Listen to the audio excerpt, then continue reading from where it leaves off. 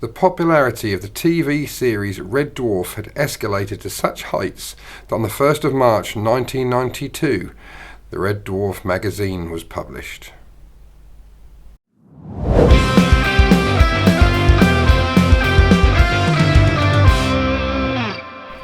Hello, welcome to Music and Stuff with me, Rob Lewis, and today we are looking at Issue 1, or Volume 1, of the Red Dwarf Magazine, which was later renamed Red Dwarf Smegazine, but Volume 1 was Red Dwarf Magazine, and as I said, it was published on the 1st of March 1992, and it cost just £1. Can you believe it? Just £1. First issue, not for sale to smegheads, as you can see there.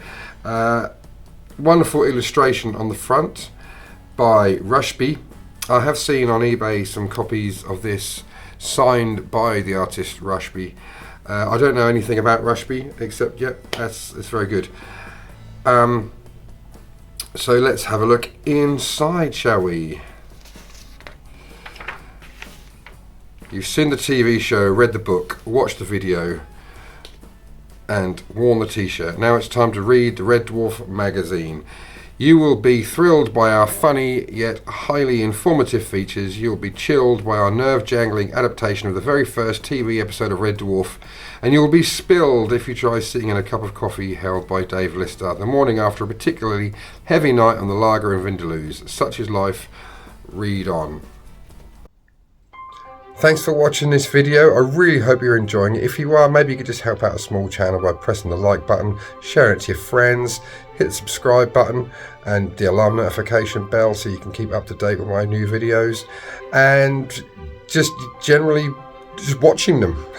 It all helps. I'm just a small creator just trying to find my way in this YouTube metropolis. If you really want to help out as well, there's a link to my Patreon in the description and in my About section. So again, thanks very much for watching. Hope you enjoy the rest of the video. So as you can see, you've got editor Mike Butcher, Chris Howarth and Steve Lyons doing the features, photographed by Mike Vaughan, comic strip based on original script by Rob Grant and Doug Naylor, and artwork by Alan Burrows. So the comic strip isn't the same artist that did the front illustration. Published by Fleetway Editions, and they used to do like Whizzer and Chips and Buster, like the annuals that used to go on Christmas Day, and those kind of things. Not the Beano or Dandy though, I don't believe. Maybe, I'm not sure, I don't think so. That's a video for another day. Cover artwork, John Rushby. Thanks to Rob Grant, Doug Naylor, Chris Barry, Craig Charles, Danny John George, Robert Llewellyn, Hattie Hayridge, Norman Lovett, and everyone who voted for us. I don't know what that means. Everyone that voted for us. Was that something to do with an award? This is the first issue. Strange. So as you can see at the very start, it's a comic adaptation of the very first episode of Red Dwarf, The End. And as you can see, it's much more complex on the page than it is on the screen, because in a sitcom on the screen it was just very, very basic, grey walls, everything, very little detail. Here you can see the trolley's floating here, whereas in the TV series it was obviously just a normal trolley. Lister and Rimmer, fairly accurate, not exactly the same, but it says here it's 2180. I don't believe it has the date in the original series. It certainly doesn't have like a prologue. Vast mining ship Red Dwarf leaves Mimas, one of Saturn's moons, and begins the long haul back to Earth. So there's a little bit of a setup. During the journey home, the crew of the Red Dwarf form a highly skilled and efficient team dedicated to the smooth running of the ship's many functions. You don't get that in the TV show, but it's got Ganymede and Titan serving around. The script seems pretty accurate and loyal to the TV script. again, much more detail. Now this is a good picture of Chris Barry, this one here, particularly like that one. This one not so much, that's a good one. Bit of detail here, you know. You see them doing more. Originally it was just them kind of talking, a bit of banter at each other. Here is actually sick. They're the scutters. We all have a scutter. Is this not the scene with Todd Hunter? Oh, it is the same scene, yeah. Beg your pardon. I mean, look at this. You didn't have that in the TV series.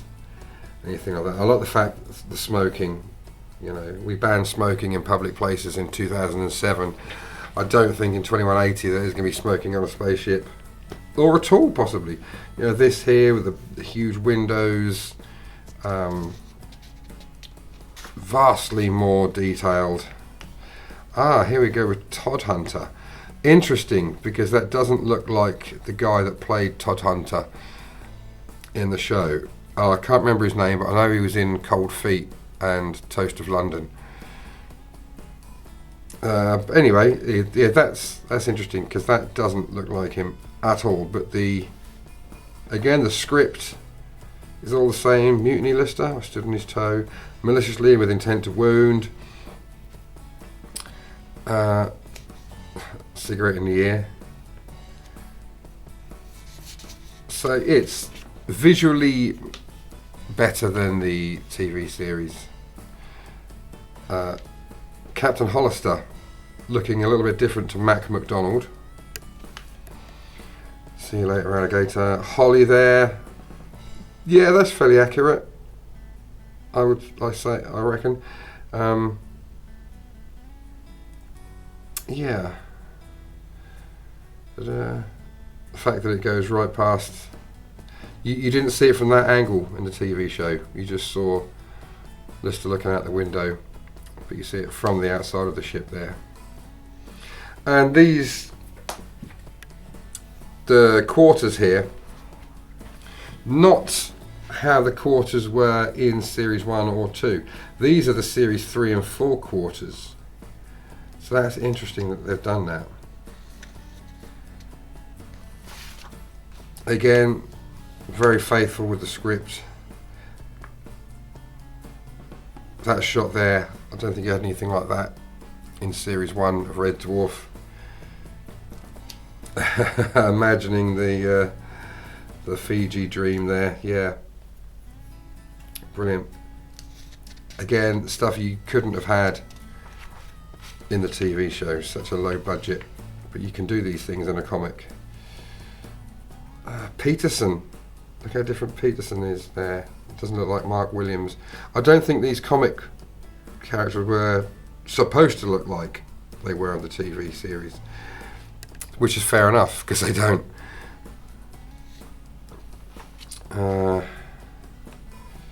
George McIntyre is similar, I guess. Must be spooky for everybody, boo. I don't remember that line in the show, so that's interesting. The nightclub there, yeah, that's okay. Oh, and then you get to be continued at the bottom there, which was obviously continued in issue 2. You get here, Beginner's Guide to Red Dwarf. Holly, just a little bit about the characters. Holly, Rimmer, Cat, Kryten, and Dave Lister's at the top. That's cool. And the Red Dwarf interview, Chris Barry. I haven't read this recently. I have read it a couple of times in the past, because I've had this since 1992. Although this isn't the copy that I've had since 1992. I've had 3 copies of issue 1, 2 of which have mysteriously gone missing. Actually, I think I might have had 4, because I think I remember the first copy I cut up and put posters on the wall of my bedroom. But this is one that I recently purchased from eBay, because I couldn't find my original ones. I've got all the other issues, but not issue 1. Interesting, someone's had that. But But yeah, a great interview with Chris Barry where he talks about Spitting Image and Jasper Carrot and stuff like that. Yeah, it's worth a read. Holly's Amazing Facts. Hi gang, Holly here, the most highly advanced, sophisticated, and all-round dead good computer in the universe, or at least I will be about 3 million years after you read this, when I'll be the only computer in the universe. And seeing as that's an amazing fact in itself, it's not really worth going on about the rest, is it? So let's have a look at this space travel thing. They have captured the characters' personalities, must admit, fairly well, because these bits obviously weren't written by Rob Grant and Doug Naylor. They just gave their permission and everything. An advert for Judge Dredd, the complete Judge Dredd, Law in Order. This year, Judge Dredd celebrates 15 years as Britain's greatest comic character. 15 years. Series 5 preview. This is how old this is. This is before Series 5 had been broadcast. So there was just these rumours and odd photos, set photos. So it talks here about an episode called High and Low. The action kicks off in an episode called High and Low, which obviously turns out to be Demons and Angels, but this is how old this is. Its original title was High and Low. So very good. You know, this is a real kind of time capsule of Red Dwarf here. That was a poster that I had on my wall. Danny John Jules as the cat. Could you pilot Red Dwarf? This was quite fun. So you have all of Holly giving a quiz to all the characters, and they're all answering. You can see they all have their own font. I'm not going to go through that. I mean, it's there if you want to pause it, read through. Same as this one. You want to pause it, zoom in, read through, whatever. That picture is from, what was that from? Series 4, because I remember Hattie Hayridge having longer hair in Series 4. White Hole? Or, no, Dimension Jump. No, that's not how a cat was dressed in Dimension Jump, is it? Doesn't matter. Fixing Reality by Brian M. Clark. For the first issue of our Red Dwarf magazine, we're lucky to have an exclusive interview with Professor Nada Lewis, the main force behind the creation of the incredibly successful Better Than Life virtual reality. So this is a fictional interview with the guy who, in universe, invented the Better Than Life computer game, virtual reality game. Caption competition. So yeah, when I do the video on Volume 2, you can see the winning caption for this here. Obviously this was before, because this was from quarantine, so it was before it had been broadcast. So people wouldn't have known that that was Mr. Flibble or anything. Advert for Superman, Batman comic, Red Dwarf fun page. That's crazy. Pause that. Pause here and check out these quizzes. Very good, yeah. Red Dwarf Studio Report. So this was talking about Series 5 being filmed, I believe. Yeah. I have read this from front to back, but not for a long while. But it's another shot from Series 5 there. I seem to remember reading this and seeing all these pictures thinking this series is going to be pretty awesome. And I was right, to be fair. It was pretty awesome. Test your Red Dwarf knowledge. Now I did do this recently. I got all of the pretty tough ones, and I got a couple of the complete and total bastard ones. Yeah, feel free to pause and have a look. Advert for merch, where you'd do merch on. £8 for a t-shirt. That's mental. £2.50 for postage. That's incredible. Next issue. Robert Llewellyn, The Tin Man Talks. The End, Part 2, when you're halfway through the end. How long can it be before the beginning? Arnold Rimmer, My Life, My Diaries, Readers' Letters, Red Dwarf News, plus another brilliant next issue advert. Red Dwarf number 2 is on sale from March 26th. If you've already read this issue, you might as well go into stasis until then. And on the back page, Ace Rimmer. That was another picture that I had on my wall. So yeah, I believe it's been four copies of this issue I've had over the years. But I shall look after this one, make sure no one steals it. But yeah, that's quite interesting. I will follow up on the other issues in due course. And that's it from me. So thanks very, very much for watching. And I'll see you in the next one. Catch you later, Bill and Ted. What it is I need is like a 20-second clip that I can put at the end of each video. You know how other YouTubers do it? Whether I have at the end of a video like 4 things on the screen, it's, you know, like and subscribe, that kind of stuff. I just need something like that, but I don't know what to put.